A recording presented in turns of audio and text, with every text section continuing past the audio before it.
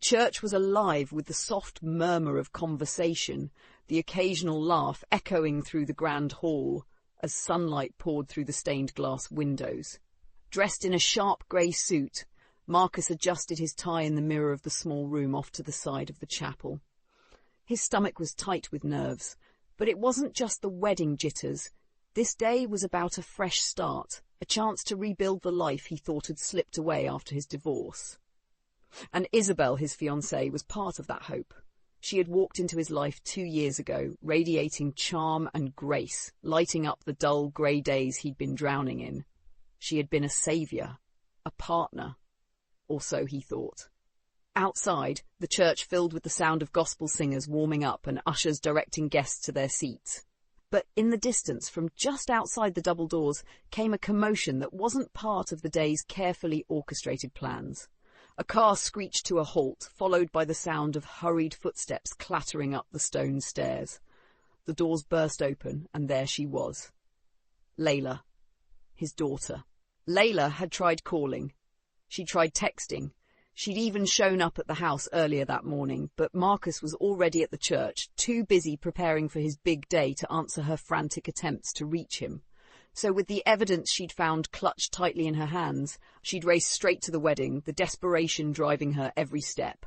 Her hair was wild from the wind, her face glistening with sweat, but her voice was steady as she shouted over the stunned crowd. "Dad! We need to talk! Right now!" Gasps rippled through the room. Marcus, standing near the altar, spun around to see Layla standing at the entrance, his brows furrowed with confusion and, if he was honest, a flash of irritation. "Layla, what are you doing?" he called out, his tone sharp. "This is my wedding." "It can't happen, Dad," she said, storming down the aisle. "Not with her." The murmurs in the room grew louder. Isabel, resplendent in her white dress, tightened her grip on her bouquet. Her perfectly composed face wavered for just a moment before she replaced it with a strained smile. "Layla," Marcus said again, more firmly this time, his voice echoing in the hushed church. "Whatever this is, it can wait." "It can't," Layla snapped, stopping in front of him. Her brown eyes, so much like his own, were ablaze with urgency. "You don't know who she really is." "Layla," Isabel cut in, her voice smooth but tight with tension. "I understand this is a big day for your father. Maybe we can step outside and talk." "No!" Layla's voice cracked like thunder, her gaze locked on her father. "You need to hear this, Dad. I found out who she really is." It had started a week ago. Layla had never fully trusted Isabel, like though she couldn't pinpoint why. Maybe it was how Isabel was always just a little too perfect, always saying the right thing, always trying to smooth things over in ways that felt rehearsed. Or maybe it was the way Isabel had slowly, carefully nudged Marcus into spending less time with her, creating a wedge between them that hadn't been there before. But last week, Layla had been at Isabel's house, her father's soon-to-be home, helping pack up a few boxes when she stumbled upon something that made her stomach drop. A drawer in Isabel's desk, left slightly ajar, revealed bank statements in different names, passports with Isabel's picture but entirely different identities.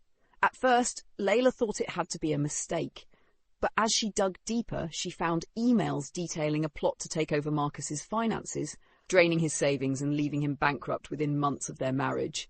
The woman her father loved was nothing more than a con artist. "Layla," Marcus said, his tone low, his patience wearing thin. "This is enough. Whatever you think is going on, it can wait. Today is not the time for this." Layla's voice cracked as she held up a stack of papers, shaking them for the room to see. "You think I want to do this, Dad? You think I want to ruin your wedding? But I have to, because she's lying to you. She's lying to everyone. Look at these."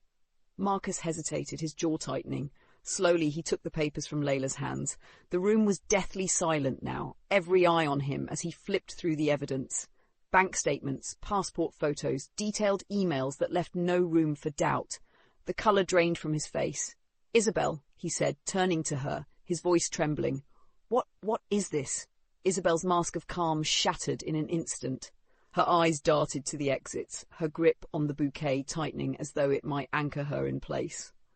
"Marcus, I can explain," she said, her voice suddenly shaky. "This is a misunderstanding. Someone's trying to set me up."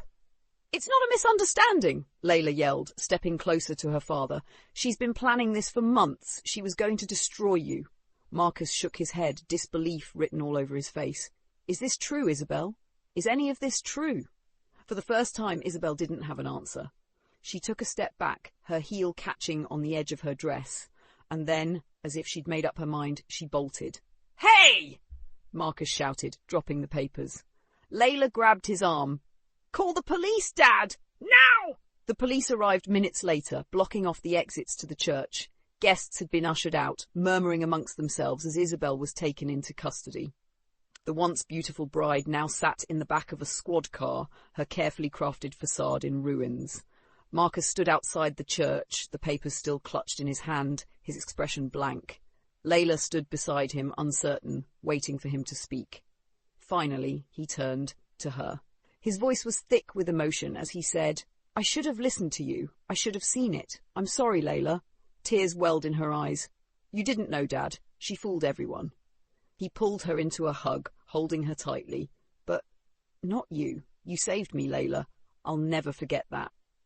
As the police car pulled away, Marcus and Layla stood together, the bond between them stronger than it had ever been.